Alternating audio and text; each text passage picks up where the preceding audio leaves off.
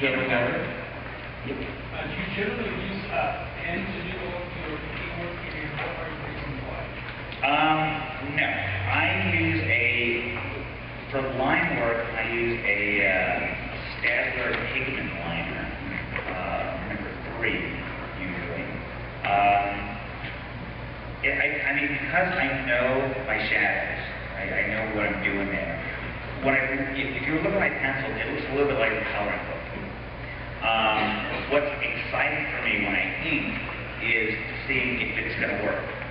Because I kind of know in broad strokes if certain things are going to work. Then as I start inking, I start going, okay, yeah, we could go a little bit further with the black here, or I'll put in a little fussy rendering, and I'm going, we don't need that. Stronger if it's just a black shade. And I try to be a little bit more painterly when I lay in my black stuff. When I pencil, I'm pretty tight and pretty precise. If anybody were to ink my pencil, this stuff would be really cold and lifeless and technical looking. But I go back in and I ink really fast, laying in my blacks. I lay in my blacks with a brush. The line work, I kind of what I call throwing a line. You know, it's not painstakingly traced. So in a lot of cases, I'll spend 45 minutes penciling these 3 little lines here. Oh wait, I erase that one, and maybe one should be here. No, erase that. I'll work on those 3 lines for 45 minutes, and then when I ink it, I'll go. They won't even be close to where the pencil lines were. But you want to go back into it. It's like the inker says, boy, this pencil, he's so stiff. This guy's really gotta loosen up. Too much coffee, I don't know what it is. The inker comes in and says, let me show you how to do it. And has a lot of fun.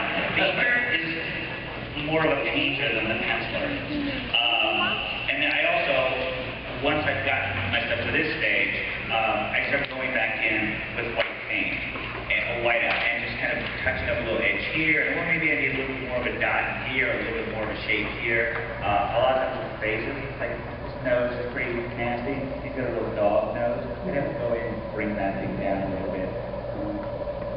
There. But there's a lot of back and forth. I'll do half the line work, and then I'll go in and start playing around with the brush. And some of the lines I'll end up putting in with the brush. And then some of the lines I'll come in with the whiteout and take them back out, or just, plus with the edge. So there's a real equally quality to this stuff once I start, moving. You got something to mention or what you're doing next? About some of your favorite stories that kind of influenced your work, or maybe why they can tell you, whether it's film, books, Well, I mean, I don't know what my drawing was like before I read Dracula, but when I read Dracula, I said, that's the world I wanted. Now, I can't live in it, and there would be downsides to living in it, but I wanted the world to kind of feel like it's in that world. So that was a major, and I've been a fan of that kind of literature ever since. So I'm keenly aware of mystery and atmosphere in my work. So that kind of literature in general has been a huge, Bring in some black and sort of bring it out, explaining where the words are going to go. That's the case. Bringing the white area on the page that we go into account. Taking into account the thumbnail stage or not the thumbnail stage usually, but as I pencil, I don't write a script. When I'm drawing my own work, I haven't written a complete script. So a lot of my writing is going on while I'm drawing. And there have been cases where I say, make this composition work. Work right there.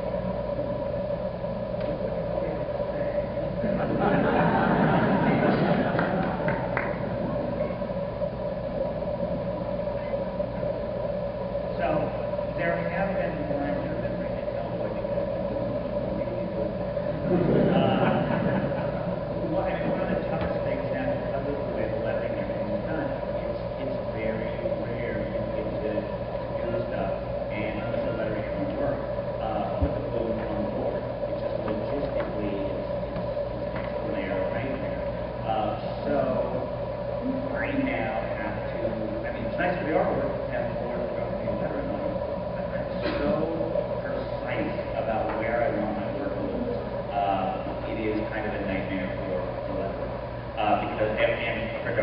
for anybody else who hasn't been in sports, I'm getting in the way. I said, no, this balloon needs to be a little bit rounder. The tail needs to be a little bit more like this.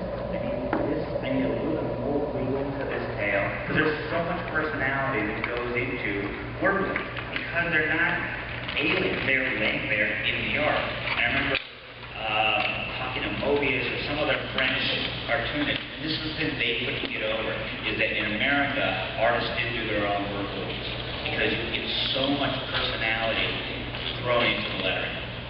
And so a lot of my sound effects I do myself. A lot of the, and as I get back to drawing comics, if a guy's going to make a guy's going to say, gah, yeah, you know, even if that's a word balloon, I'll probably draw those words. You know, the trick is to get a letterer who's as complementary to your drawing style as possible. And we have time for one final question. You can wait. You mentioned Dracula, and I was just in a Mignola panel and talking about sort of painting pencil style. I was wondering if you really hold my work. You know, I was impressed with how paint stuff. Like Alex Phelps, he's a guy who I never studied. I don't know what it is, but paint stuff was just so mushy that it was kind of against my hard edge kind of thing. It's so soft and runny and spooky and mysterious. I think I responded to stuff that was a little bit more hard edge. Because that is pretty tough and gnarly.